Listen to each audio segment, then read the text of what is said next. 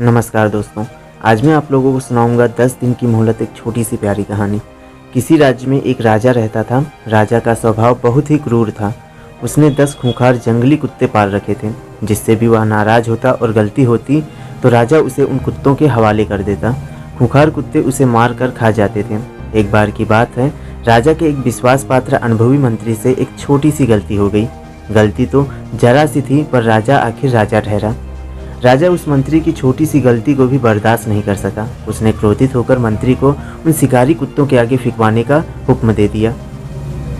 राजमहल के नियम के अनुसार मंत्री को कुत्तों के आगे फेंकने से पहले उसकी आखिरी इच्छा पूछी गई।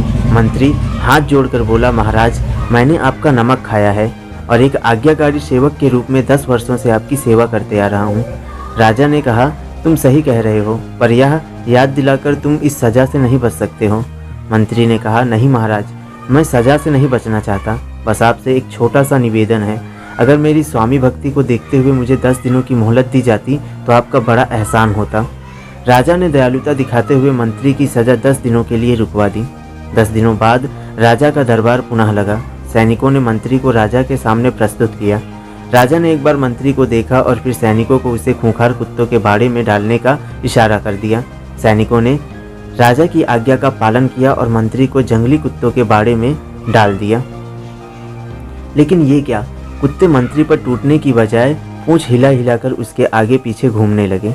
यह देखकर राजा चकित हो गया और उसने कहा, ये कैसे हो सकता है? ये खूंखार कुत्ते तुम्हारे साथ ऐसा व्यवहार क्यों कर रहे हैं?